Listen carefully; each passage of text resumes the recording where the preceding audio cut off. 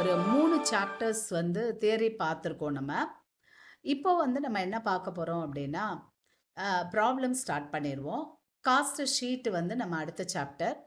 So cost ஷீட்லயும் நம்ம வந்து ஒரு ஃபார்மேட் பார்த்தோம். அப்புறம் ஒரு சின்ன ப்ராப்ளம் பார்த்துட்டோம்.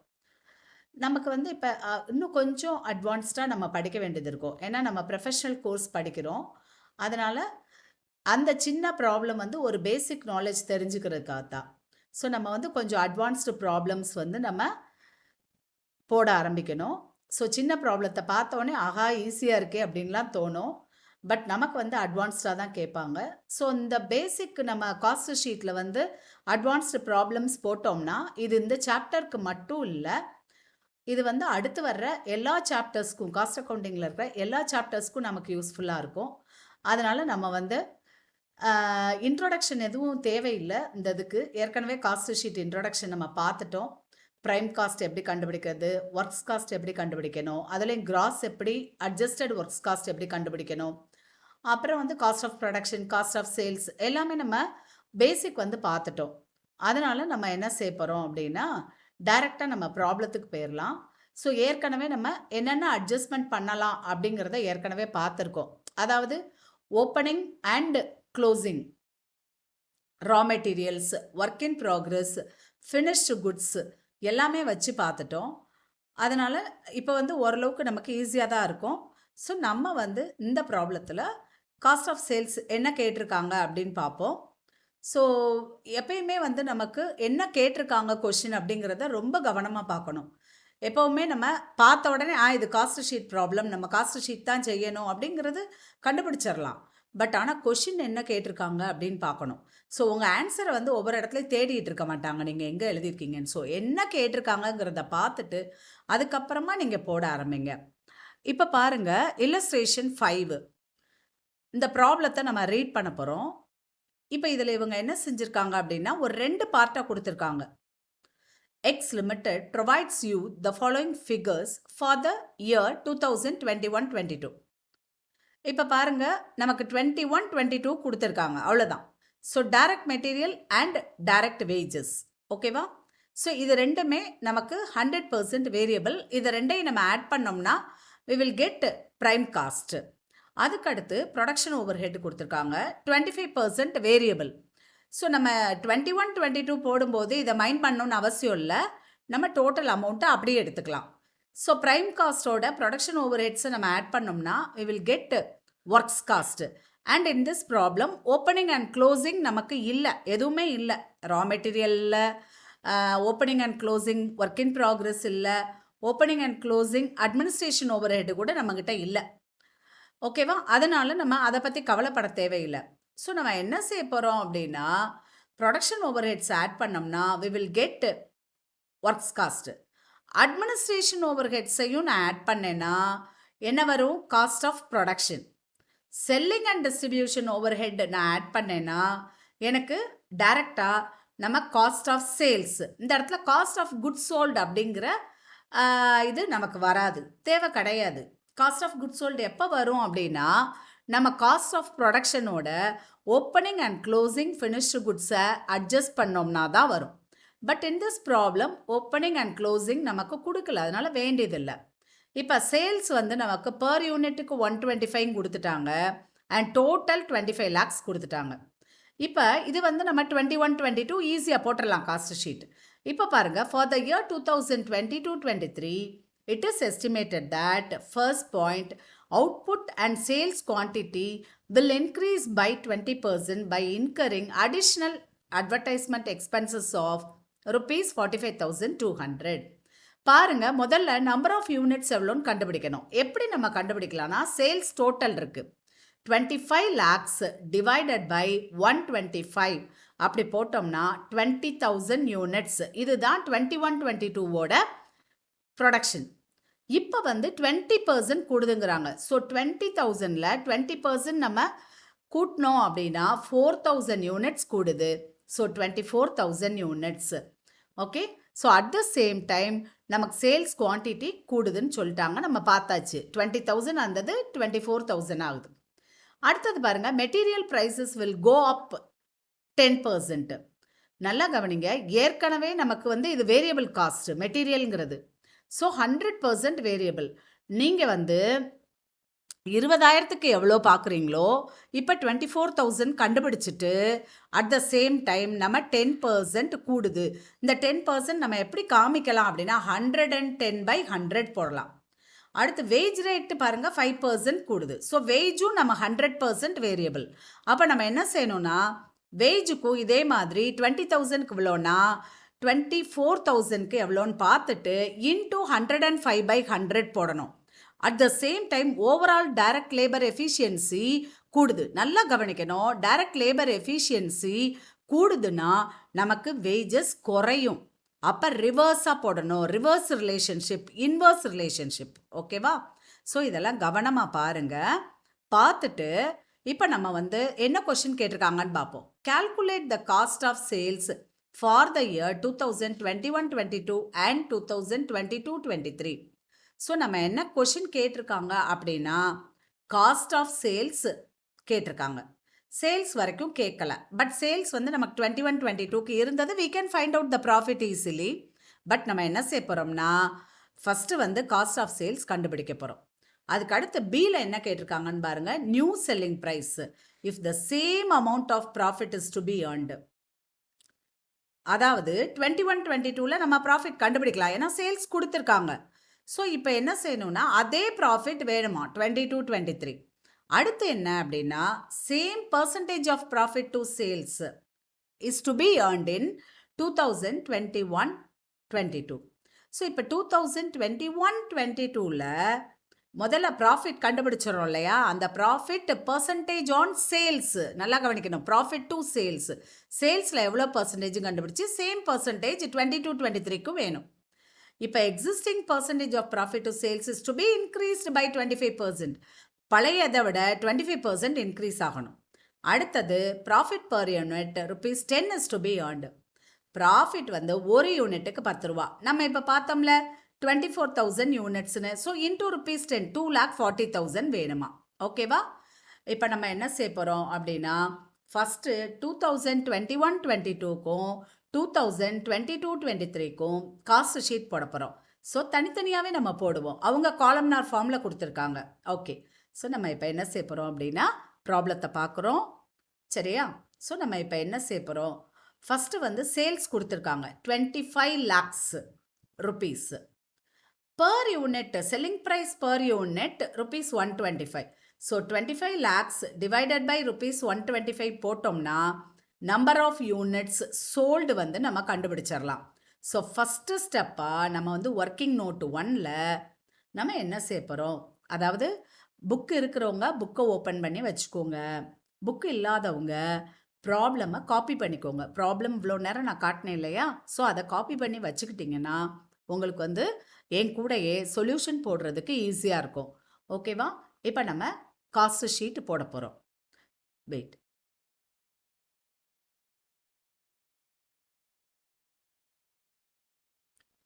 Cost sheet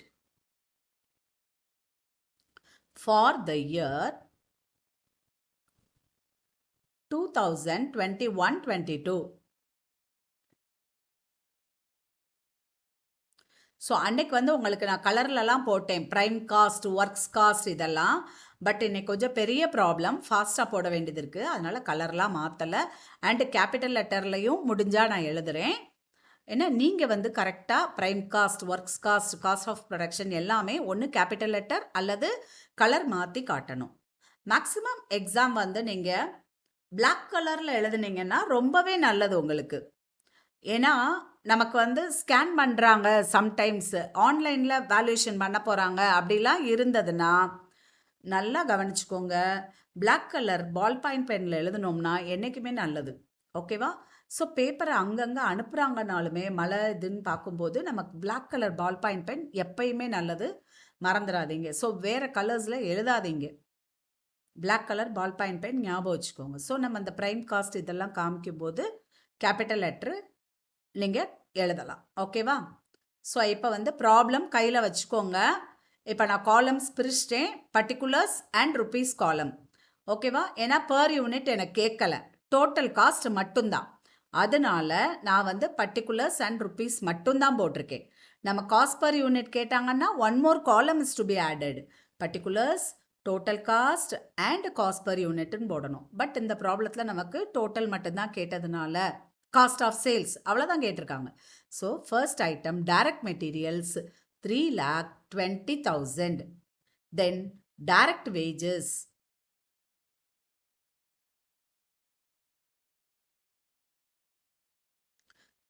8 lakhs. பாருங்க, இப்போ நமக்கு டைரக்ட் எக்ஸ்பென்சஸ் இந்த ப்ராப்ளத்தில் கொடுக்கல. அதனால நம்ம வந்து டைரக்ட் மெட்டீரியல்ஸ் அண்ட் டைரக்ட் வேஜஸை மட்டும் ஆட் பண்ணுறோம். Both are variable, 100% variable expenses, and if we add these two items we will get prime cost. ஓகேவா? நான் வேற கலர் பென் யூஸ் பண்ணல அன்னைக்கு மாதிரி. ஸோ நீங்கள் வந்து வேற கலர் பென் யூஸ் பண்ணுங்க.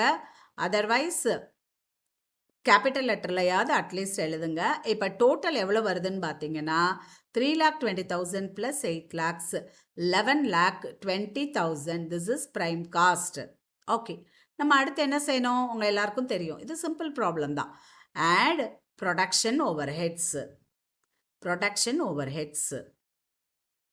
ஸோ ப்ரொடக்ஷன் ஓவர்ஹெட்டை எழுதணும்னா அது எவ்வளோன்னு பார்த்தீங்கன்னா 4,80,000. ஸோ ப்ரைம் காஸ்ட்டோட ஃபேக்ட்ரி ஆர் ப்ரொடக்ஷன் ஓவர்ஹெட்டை நம்ம ஆட் பண்ணோம்னா நமக்கு வந்து ஒர்க்ஸ் காஸ்ட் கிடைக்கும். பிகாஸ் இங்கே வந்து நமக்கு opening and closing work in progress கொடுக்கல. அதனால நம்ம gross works cost, adjusted works காஸ்ட்னு எழுதணுங்கிற அவசியம் கிடையாது. ஸோ இதுதான் நமக்கு நெட் ஒர்க்ஸ் காஸ்ட். அதனால நான் வந்து வெறும் ஒர்க்ஸ் காஸ்ட் மட்டும் எழுதியிருக்கேன். அதுக்கடுத்து add administrative or office overhead நம்ம ஆட் பண்ண போகிறோம். So administrative overhead. இப்போ நம்ம ஒர்க்ஸ் காஸ்ட்டோட அட்மினிஸ்ட்ரேட்டிவ் ஓவர்ஹெட்டை ஆட் பண்ணோம்னா அட்மினிஸ்ட்ரேட்டிவ் ஓவர்ஹெட் எவ்வளோ கொடுத்துருக்காங்க? 1,60,000 ஒன்லி. ஸோ நம்ம அதையும் போட்டுட்டு ஆட் பண்ணோம்னா 17,60,000. திஸ் இஸ் காஸ்ட் ஆஃப் ப்ரொடக்ஷன்னு சொல்லலாம், இல்லை காஸ்ட் ஆஃப் குட்ஸ் சோல்டுன்னு சொல்லலாம். ஏன்னா in this problem there is no opening and closing finished goods. அதனால காஸ்ட் ஆஃப் ப்ரொடக்ஷன்னாலும் காஸ்ட் ஆஃப் குட்ஸ் சோல்டுனாலும் ஒன்று தான். ஸோ இந்த இடத்துல நீங்கள் என்ன செய்யலாம் அப்படின்னா காஸ்ட் ஆஃப் ப்ரொடக்ஷன் ஸ்லாஷ் போட்டுட்டு நம்ம என்ன செய்யலாம், காஸ்ட் ஆஃப் குட்ஸ் சோல்டு எழுதிடலாம். ஸ்லாஷ் போட்டுட்டு காஸ்ட் ஆஃப் குட்ஸ் சோல்டுன்னு எழுதிடலாம். ஓகேவா? ரைட். அதுக்கு அடுத்து நமக்கு வந்து செல்லிங் அண்ட் டிஸ்ட்ரிபியூஷன் ஓவர்ஹெட் கொடுத்துருக்காங்க. அதை நம்ம ஆட் பண்ணுவோம். Selling and distribution overhead. Okay, so இப்போ செல்லிங் அண்ட் டிஸ்ட்ரிபியூஷன் ஓவர்ஹெட் எவ்வளோன்னு பார்ப்போம்.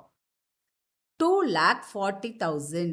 ஸோ இப்போ இதை ஆட் பண்ணோம்னா எல்லாருக்கும் தெரியும் நமக்கு காஸ்ட் ஆஃப் சேல்ஸ் கிடச்சிரும். ஓகேவா? நமக்கு என்ன கொஷின் கேட்டிருந்தாங்க? Prepare cost sheet and find out cost of sales for the year 2021-22 and 2022-23. நம்ம தனித்தனியாக தான் போடுறோம். இப்போ 2021-22ஓட காஸ்ட் ஆஃப் சேல்ஸை கண்டுபிடிச்சாச்சு. ஃபினிஷ்டு. ஸோ ஈஸியாக முடிச்சாச்சு. ஓகேவா?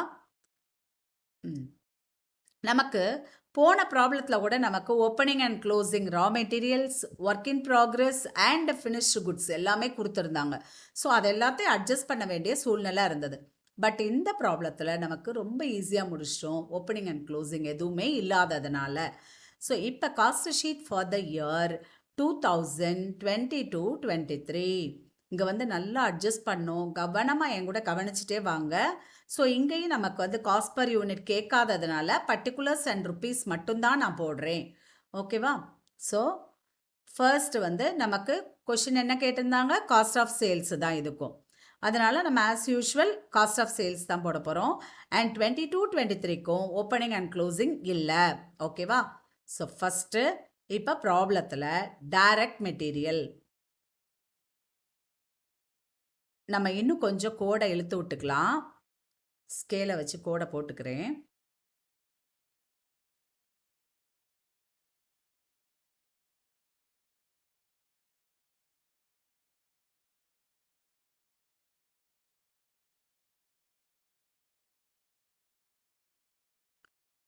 இப்போ நம்ம வந்து கொஞ்சம் நல்லா தாராளமாகவே இந்த ப்ராப்ளம் பண்ணுறதுக்கு இடம் விட்டுட்டு ஒர்க்கிங் நோட்டு 1 நம்ம போட்டுக்கலாம். ஒர்க்கிங் நோட்டு வந்து forms part of the problem or part of the solution. கண்டிப்பாக உங்களுக்கு மார்க் உண்டு. ஸோ ஒர்க்கிங் நோட்டு 1 நம்ம போட்டுக்கிறோம். Quantity sold. இப்போ பாருங்க 25 லேக் சேல்ஸு. ஸோ 125. ஸோ நம்மளோட நம்பர் ஆஃப் யூனிட்ஸ் சோல்டு நம்ம கண்டுபிடிக்க போகிறோம். இதை கேன்சல் பண்ணோம்னா 20,000 யூனிட்ஸ் நமக்கு கிடைக்குது. இது வந்து 2021-22க்கு. ஓகேவா? ஸோ 2021-22க்கு 20,000 யூனிட்ஸ். இப்போ நமக்கு என்ன சொல்லியிருக்காங்க ஃபஸ்ட்டு பாயிண்டில் அப்படின்னா 2022-23ல் 20% குவான்டிட்டி அண்ட் சேல்ஸ் வந்து கூடுது அப்படின்னு கொடுத்துருக்காங்க. அப்போ நம்ம என்ன செய்ய போகிறோம்? இப்போ என்ன செய்வோம்னா நம்ம 20% கண்டுபிடிச்சி ஆட் பண்ணுவோம் இல்லையா? ஆனால் சிம்பிளாக எப்படி போடுறதுன்னா 20% கூடுதுன்னா 20,000 இன்டூ 120/100 போட்டுடலாம். 20% கண்டுபிடிச்சி திரும்ப ஆட் பண்ணி அதெல்லாம் வேண்டியதில்லை. So 20,000 into 120/100 24,000 units. ஓகேவா? மறந்துடக்கூடாது. கண்டுபிடிக்கிற நம்பர் வந்து குவான்டிடேட்டிவாக இருந்ததுன்னா யூனிட்ஸை கூட எழுதணும். ருப்பீஸா யூனிட்ஸான்னு யூனிட்ஸ் எழுதிட்டேன். இப்போ நான் என்ன செய்ய போகிறேன்னா இந்த இடத்துல 24,000 யூனிட்ஸ் அப்படின்னு நான் எழுதிடுறேன். கண்டிப்பாக நம்ம எழுதி வச்சுக்கணும். ஓகேவா? ஸோ 24,000 யூனிட்ஸ் நான் எழுதிட்டேன். ஓகே. இப்போ உங்களுக்கு இன்னொரு ஹிண்ட். ஃபிக்ஸட் காஸ்ட் மாறாது டோட்டல், பட் வேரியபிள் காஸ்ட் மாறும் according to the volume of production or according to the quantity sold நமக்கு வேரியபிள் காஸ்ட் மாறும். இந்த ஹிண்ட்டை நல்லா மைண்டில் வச்சுக்கோங்க. இப்போ first item direct material. Before that ப்ராப்ளத்தை நம்ம ஒரு தடவை பார்த்துடலாம். Material prices will go up by 10%. Material prices 10% கூடுதுன்னு கொடுத்துருக்காங்க. ஓகேவா? நல்லா ஞாபகம் வச்சுக்கோங்க. Direct material 100% variable cost. So it varies according to the volume of production. ப்ரொப்போர்ஷனேட்டாக கண்டிப்பாக கூடும். ஸோ 20,000 யூனிட்ஸுக்கு இவ்வளோனா 24,000 யூனிட்ஸுக்கு எவ்வளவு அப்படிங்கிறத நம்ம போடணும். அதையும் போட்டுட்டு அதுக்கப்புறம் எவ்வளோ மெட்டீரியல் காஸ்ட் கூடுதுங்கிறதையும் போடணும். ஸோ கவனமாக கவனிங்க. Direct materials, direct material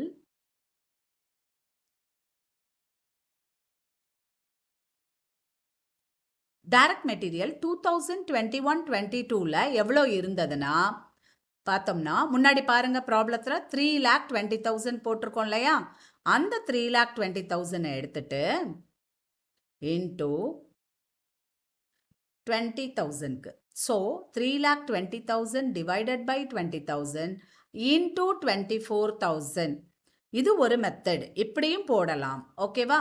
so நீங்கள் வந்து ஒவ்வொரு ஸ்டெப்பாக செய்யணும்னு நினச்சிங்கன்னா 20,000க்கு எவ்வளவு 24,000க்கு எவ்வளவுன்னு கண்டுபிடிச்சிட்டு அதுக்கப்புறமா எவ்வளோ வந்து இன்க்ரீஸ் ஆகுதுங்கிறத நீங்கள் போடலாம். அப்படி இல்லைன்னா ஒரு ஈஸியான வழி நான் சொல்லி கொடுக்குறேன். அவங்க வந்து கொடுத்துருந்தாங்க 20% நமக்கு கூடுது அப்படின்னு. கரெக்டாக? அப்போ நம்ம என்ன செய்யலாம்னா 3,20,000 இன்டூ 120/100 போடலாம். போட்டோம்னா ஆட்டோமேட்டிக்கலி நமக்கு அந்த 20% கூடினதுக்கு தகுந்த மாதிரி டைரக்ட் மெட்டீரியலை நம்ம வந்து என்ன செஞ்சிடறோம், மாற்றிடுறோம். அதுக்கப்புறம் 10% கூடுது. So 110/100. So 3,20,000 into 120/100 into 110/100. So நமக்கு டைரக்ட் மெட்டீரியல் காஸ்ட் 10% கூடினதுனால 110/100. ஸோ ஆன்சர் என்ன? 4,22,400. ஓகேவா? இந்த கால்குலேஷன் நம்ம போட்டோம்னா 4,22,400 டைரக்ட் மெட்டீரியல். இப்போ நம்ம டைரக்ட் வேஜஸ்க்கு என்னன்னு பார்க்கலாமா? டைரக்ட் வேஜஸ் எவ்வளோன்னு பாருங்க. It will go up by 5%. Third point பாருங்க. Wage rate will go up by 5% along with increase in overall labor efficiency by 12%. இது inverse relationship. லேபர் எஃபிஷியன்சிக்கும் டோட்டல் வேஜஸ்க்கும் ரிவர்ஸ் ரிலேஷன்ஷிப். ஸோ இதை எப்படி போடணும்னு பாருங்க. டைரக்ட் லேபர் நமக்கு 2021-22ல எவ்வளோ இருந்ததுன்னா 8 lakhs. ஸோ 8 lakhs போட்டுட்டு into 20,000க்கு 8 lakhs. So 24,000க்கு.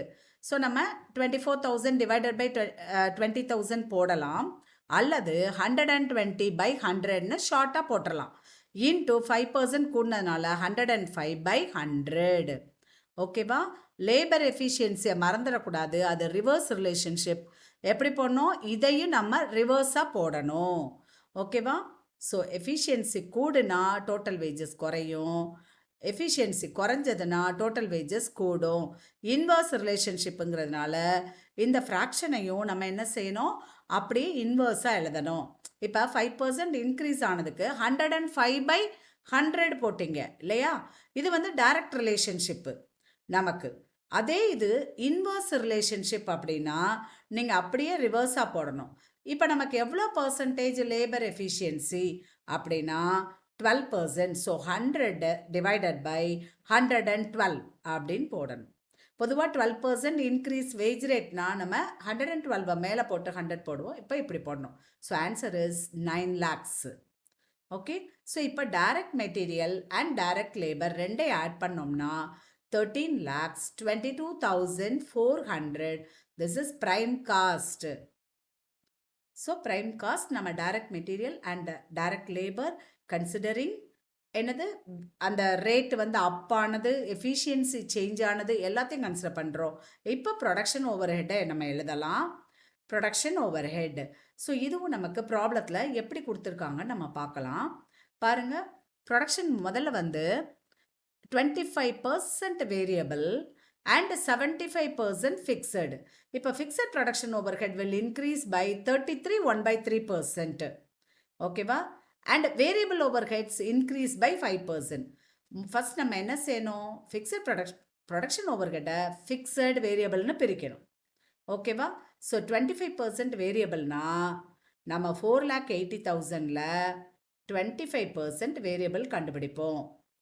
4,80,000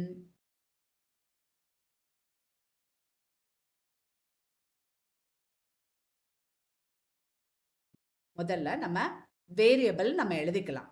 okay, variable equal to 4,80,000 into எவ்வளவு பர்சன்டேஜ்? நமக்கு 25%. So into 25%. என்ன ஆன்சர் வருது நமக்கு? 1,20,000 வருது. 1,20,000. இப்போ வேரியபிள் ஓவர்ஹெட் 5% கூடுது நம்ம பார்த்தோம்ல. அதுக்கு முன்னாடி variable overhead varies according to the volume of production. So நம்ம வந்து அந்த 120/100 கண்டிப்பாக போடணும். எல்லாத்துலேயும் அப்படி தானே போட்டோம். ஸோ 120/100. அதுக்கப்புறமா 5% கூடுறதுனால 105/100. ஓகேவா? 1000. இது வந்து நமக்கு என்ன ஆன்சர் வருது? 1,51,200. இப்போ வந்து நம்ம ஃபிக்ஸட் கண்டுபிடிப்போம். 4,80,000 இன்டூ 75%. ஓகேவா? ஸோ 3,60,000 இன்டூ இதில் வந்து இது வந்து வேரி ஆகாது வால்யூம் ஆஃப் ப்ரொடக்ஷன் தகுந்த மாதிரி. ஸோ 120/100 போடக்கூடாது. அதனால் டைரெக்டாக நம்ம என்ன தான் பார்க்கணும்? என்ன சேஞ்சஸ் இருக்கோ அதை போடலாம். மற்றபடி ப்ரொடக்ஷன் வந்து கூடலை, ப்ரொடக்ஷனுக்கு தகுந்த மாதிரி இது கூடாது. Even though the production increases or decreases, the fixed overhead will be constant. So நம்ம இப்போ வந்து 133.33/100. ஏன்னா 33 1/3% கூடியிருக்குன்னு சொன்னாங்க. அதனால 133.33/100 மட்டும் போட்டோம்னா 4,80,000. இப்போ நம்ம வந்து ப்ரைம் காஸ்டோட ஓவர்ஹெட்டை ஆட் பண்ணோம்னா, ப்ரொடக்ஷன் ஓவர்ஹெட்டை ஆட் பண்ணால் ஒர்க்ஸ் காஸ்ட். ஸோ நம்ம இப்போ என்ன செய்ய போகிறோம்? நமக்கு டோட்டல் நம்ம கண்டுபிடிச்சோம்னா இந்த ரெண்டையும் ஆட் பண்ணணும் ப்ரைம் காஸ்டோட. So 19,53,600. This is works cost.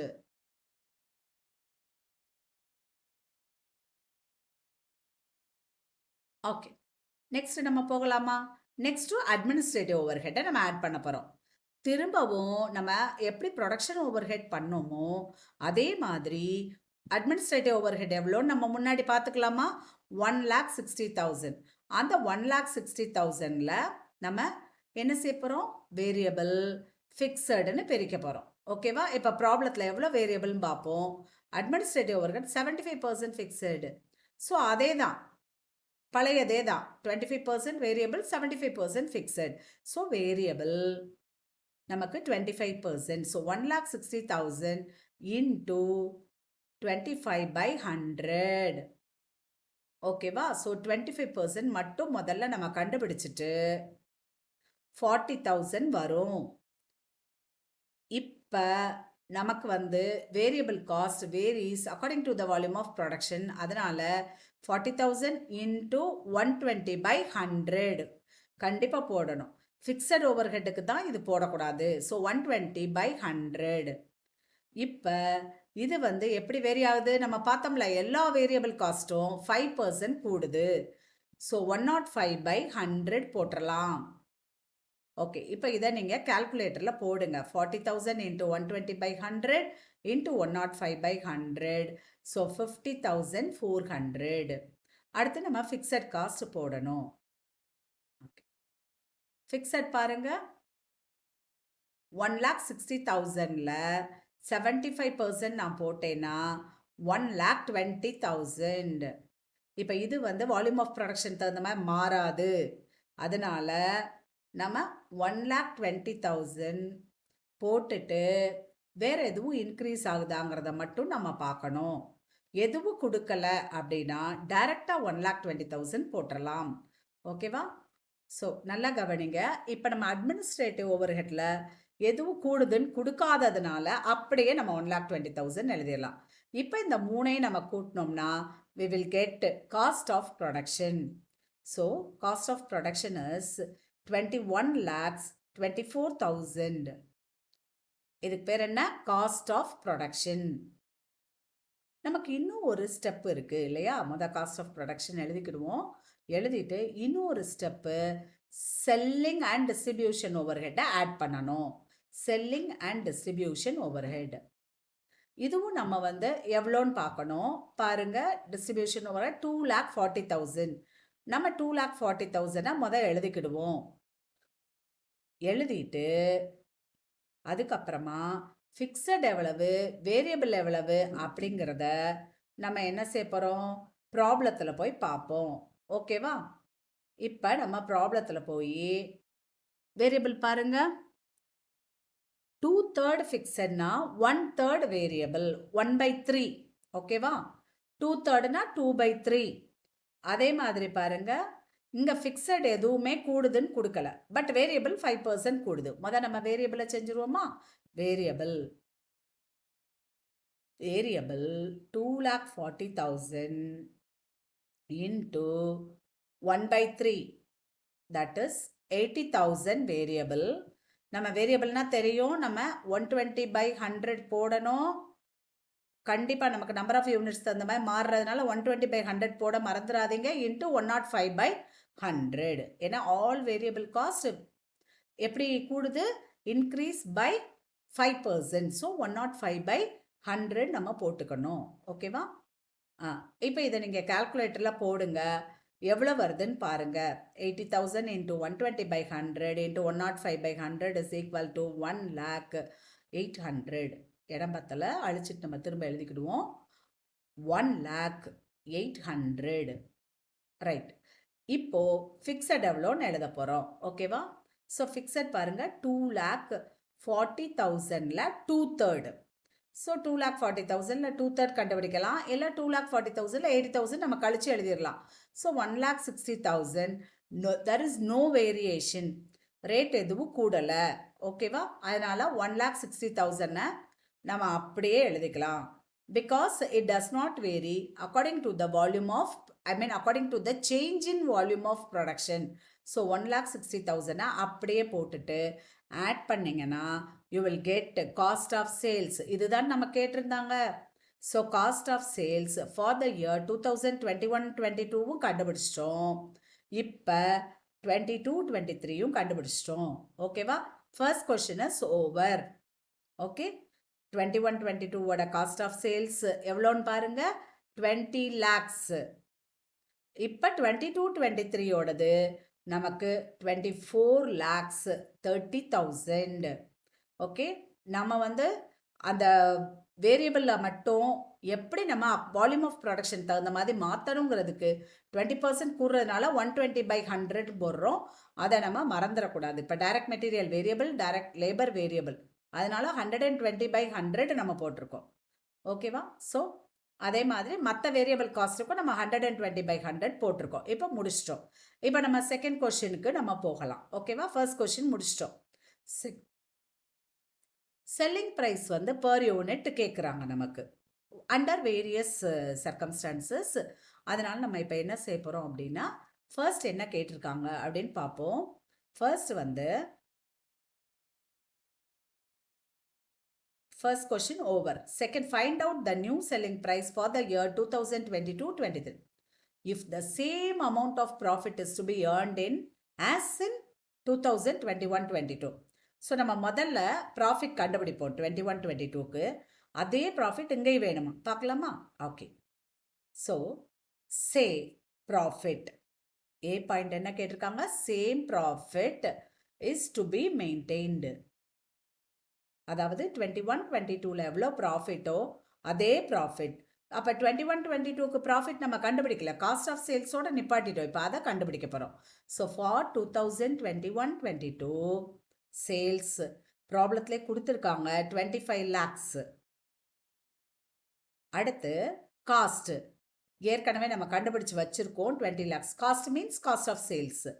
So 20 lakhs நம்ம இதை கண்டுபிடிச்சோம்னா லெஸ் பண்ணோம்னா we will get ப்ராஃபிட். ஏன்னா சேல்ஸ் அமௌண்ட் தான் கூட இருக்குது. So profit 5 lakhs. இப்போ ஃபர்ஸ்ட் கேஸில் என்ன சொல்லியிருக்காங்க, இதே 5 lakhs வேணுமா? அப்போ நம்ம என்ன செய்யணும்? ஓகேவா? ஏற்கனவே இப்போ நமக்கு 22-23க்கு காஸ்ட் இருக்குது நம்ம கையில். ஸோ ஃபார் 2022-23ன்னு போட்டுக்கிறேன் நான். போட்டுட்டு காஸ்ட்டை எழுத போகிறோம். நம்ம நல்லா கவனிங்க. காஸ்ட் வந்து பாருங்க, முந்தினதில் பாருங்க 24 lakhs 30,000. அதை எடுத்து நம்ம எழுதிக்கிடுவோம். 30,000 எழுதிக்கிடுவோம். அடுத்து நம்ம என்ன செய்யணும், ப்ராஃபிட் எவ்வளோ வேணுமா? போன வருஷம் என்ன ப்ராஃபிட்டோ அதே ப்ராஃபிட். ஸோ 5 lakhs அதை நான் எழுதிட்டேன்.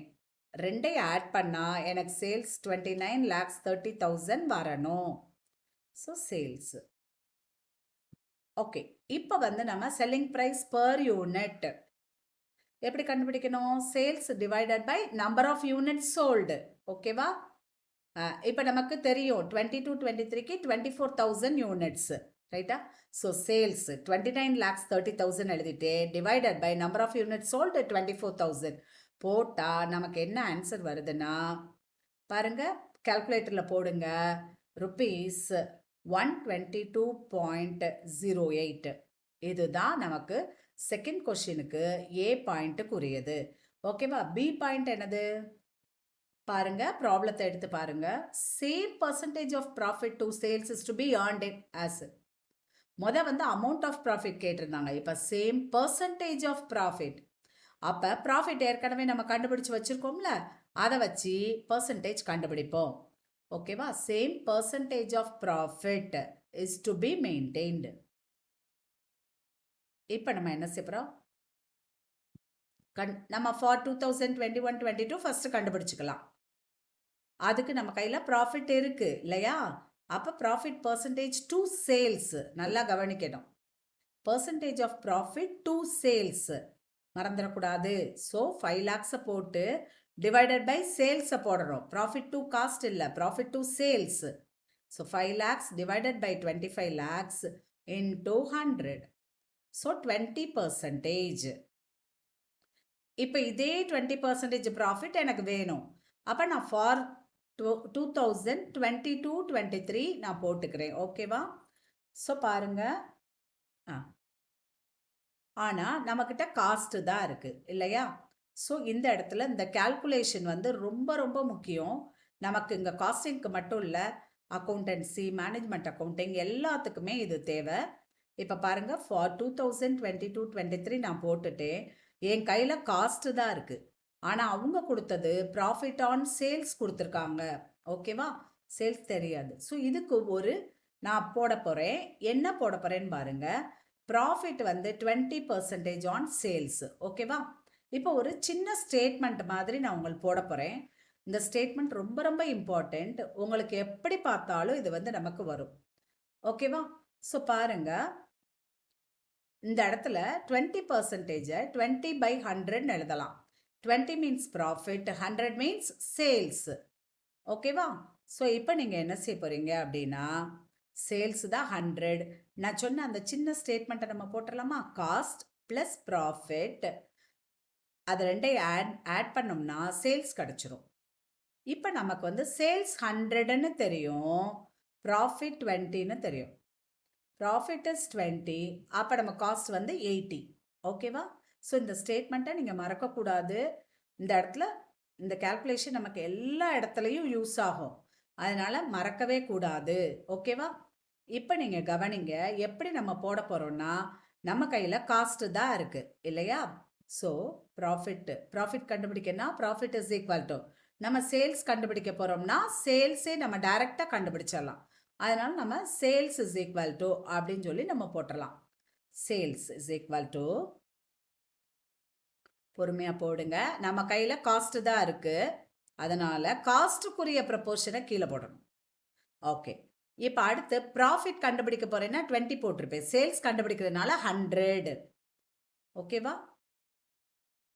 ஸோ தெரிஞ்சதைத்தான் கீழே போடணும், என்ன கண்டுபிடிக்க போகிறோமோ மேலே போடணும். 24,30,000 காஸ்ட்டு நம்ம எழுதுகிறோம்.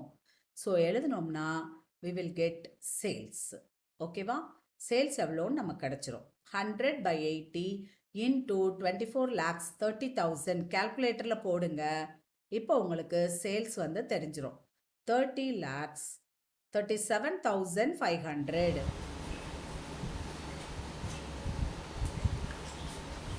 ஓகே, இப்போ சேல்ஸ் வந்து 30,37,500 சேல்ஸ் தெரிஞ்சிருச்சு. ஸோ இப்போ நம்ம செல்லிங் ப்ரைஸ் பர் யூனிட் கண்டுபிடிக்கலாம். Selling price per unit is equal to 30,37,500 divided by number of units, that is 24,000. கால்குலேட்டரில் போடுங்க, என்ன ஆன்சர் வருது? ₹126.56. இது வந்து பிக்குரிய ஆன்சர். ஓகேவா? நம்ம இப்போ வந்து கவனமாக போடணும். சி என்ன கொடுத்துருக்காங்கன்னா, ப்ராப்ளத்தில் போய் இன்னொரு தடவை வாசிப்போம். If the existing percentage of profit to sales is to be increased by 25%. இப்போ நம்ம ஒரு பர்சன்டேஜ் கண்டுபிடிச்சு வச்சுருந்தோம் இல்லையா? 20% நம்ம கண்டுபிடிச்சு வச்சுருந்தோம் இல்லையா? இதை முதல்ல நம்ம எழுதிக்கணும். பர்சன்டேஜ் ஆஃப் ப்ராஃபிட் இன்க்ரீஸ்டு, நமக்கு 20%. இதில் நமக்கு வந்து 25% கூடுதுன்னா 125/100 போடலாம்ல? ஓகே, இல்லை நீங்கள் 25% கண்டுபிடிச்சி அதில் உங்களுக்கு எவ்வளோ வருதோ அதை ஆட் பண்ணலாம், இல்லைன்னா டைரெக்டாக 125/100 போடலாம். So 25% percentage of profit. ஓகேவா? ஆன் சேல்ஸில் 25%. இப்போ நல்லா கவனிக்கணும், சேல்ஸ் நமக்கு மாறும். ஓகேவா? ஸோ இப்போ பியில் எப்படி கண்டுபிடிச்சோமோ அதே மாதிரி தான் பாருங்க. காஸ்ட்டு ப்ளஸ் ப்ராஃபிட், அந்த ஸ்டேட்மெண்ட் போடுறேன் நான். ப்ராஃபிட் ரெண்டை கூட்டினா நமக்கு சேல்ஸ். இப்போ நல்லா கவனிச்சுக்கோங்க, நமக்கு வந்து இங்கே percentage on sales, so 100, profit is 25, cost is 75. Okay, இந்த ஸ்டேட்மெண்ட் ரொம்ப முக்கியமான கால்குலேஷன், கவனமாக போட்டுக்கோங்க. போட்டுட்டு இப்போ நான் சேல்ஸ் கண்டுபிடிக்க போகிறேன் டைரெக்டாக. ஸோ எனக்கு என்ன இருக்குது? என்கிட்ட காஸ்ட்டு தான் இருக்குது. ஸோ காஸ்ட்டோட போர்ஷனை நான் கீழே போடணும். ஓகேவா? காஸ்ட்டோட ப்ரப்போர்ஷனை நான் கீழே போடுவேன். சாரி, 80 கிடையாது. இப்போ வந்து 80 கிடையாது, 75. நம்ம இந்த ஸ்டேட்மெண்ட்டை தான் நம்ம பார்க்கணும். ஓகேவா? 75 போடணும். ஸோ கீழே 75 போட்டுட்டு நம்ம என்ன கண்டுபிடிக்க போகிறோம்? சேல்ஸு. அதனால நான் மேலே 100 போட்டேன், இன்டூ 24,30,000 காஸ்ட்டை போட்டுட்டேன். ஓகேவா? சேல்ஸ் எவ்வளோன்னு பாருங்க, கால்குலேட்டரில் போட்டு சொல்லுங்க பார்ப்போம். 32,40,000 நமக்கு சேல்ஸ் கண்டுபிடிச்சிட்டோம்னா அடுத்து செல்லிங் ப்ரைஸ் பர் யூனிட் கண்டுபிடிக்கிறது ரொம்ப ரொம்ப ஈஸி. ஸோ பாருங்க, selling price per unit is equal to, நல்லா கவனிங்க. ஸோ டிவைடட் பை 24,000 போட்டோம்னா we will get per unit எவ்வளோ அப்படிங்கிறது நமக்கு தெரிஞ்சிடும். ஸோ எவ்வளவு ருபீஸ் 135. ஓகேவா? ஸோ 135 வச்சாதான் உங்களுக்கு எவ்வளோ ப்ராஃபிட் கிடைக்கும்? 25% ப்ராஃபிட் ஆன் சேல்ஸ் நமக்கு கிடைக்கும். ஸோ சி பார்ட் முடிஞ்சிருச்சு. டி பார்ட் பாருங்க. டி பாருங்க, if profit per unit is ₹10 to be earned. Okay, 10 rupees profit வேணும். ரொம்ப சிம்பிள். எனக்கு நம்பர் ஆஃப் யூனிட்ஸ் தெரியும், எனக்கு ஒரு யூனிட்டுக்கு 10 ரூபா ப்ராஃபிட் அப்படின்னு ஈஸியாக சொல்லிட்டாங்க. அதனால் இங்கே வந்து நான் வந்து ப்ராஃபிட் கண்டுபிடிக்கிறது ரொம்ப ரொம்ப சிம்பிள். ஓகேவா? ஸோ டி பாயிண்ட் பாருங்க, காஸ்ட் வந்து 24,30,000. என்னோட ப்ராஃபிட் பாருங்க 2,40,000. அதாவது ஒரு யூனிட்டுக்கு 10 rupees, 24,000 units into ₹10. So 2,40,000. So எனக்கு 2,40,000 போதுங்கிறாங்க. அப்போ பாருங்க எப்படி நமக்கு வந்து அந்த செல்லிங் ப்ரைஸ் பர் யூனிட் குறையுதுன்னு. 6,70,000 ஆட் பண்ணிட்டேன். இப்போ இதுதான் சேல்ஸ். ஓகேவா? இப்போ செல்லிங் ப்ரைஸ் பர் யூனிட் நான் கண்டுபிடிக்க போகிறேன். என்ன செய்யணும்? Sales divided by number of units. So 26,70,000 divided by 24,000. இப்போ பாருங்க, நமக்கு கால்குலேட்டரில் போட்டு சொல்லுங்க. எனக்கு ருபீஸ் 111.25 பைஸுங்கிறதுனால நான் 2 டிஜிட்டில் முடிச்சுக்கிறேன். 25 புரிஞ்சிருக்கும்னு நினைக்கிறேன். உங்களுக்கு ஒவ்வொரு இடத்துலையும் கவனமாக இருக்கணும். ஒரு இடத்துல நீங்கள் விட்டீங்கனாலும் திரும்ப உங்களுக்கு டோட்டல் காஸ்ட் தப்பாயிரும். டோட்டல் காஸ்ட் தப்பாகுச்சுன்னா நல்லா யோசித்து பாருங்க. நீங்கள் இந்த செகண்ட் பார்ட் செஞ்சீங்க பார்த்தீங்களா, அது எல்லாமே அந்த காஸ்ட்டை பேஸ் பண்ணி தான். அந்த 24,30,000 வந்து தப்பு அப்படின்னு வந்துருச்சுன்னா கண்டிப்பாக அடுத்தடுத்து இந்த செகண்ட் கொஸ்டின் ஃபுல்லாகவே தப்பாயிரும். அதனால் you should be very careful. திரும்ப நமக்கு செக் பண்ண டைம் இருக்காது. ஆனால் நீங்கள் இது பண்ணுங்கள். ஓகே, வீடியோ பிடிச்சிருந்தா லைக் பண்ணுங்கள், ஷேர் பண்ணுங்கள், உங்கள் ஃப்ரெண்ட்ஸுக்கும் ஷேர் பண்ணுங்கள். ஏன்னா அதே மாதிரி கமெண்ட் பண்ணுங்கள். அண்ட் சப்ஸ்கிரைப் பண்ணாதவங்க சப்ஸ்கிரைப் பண்ணிக்கோங்க. அடுத்தடுத்து காஸ்டிங்கில் நான் வீடியோஸ் போட்டுகிட்டே இருப்பேன். ஓகேவா? அடுத்தடுத்து மெட்டீரியல் காஸ்ட், லேபர் காஸ்ட் எல்லாம் வரும். ஸோ கண்டிப்பாக ஷேர் பண்ணுங்கள், சப்ஸ்கிரைப் பண்ணுங்கள். Thank you so much.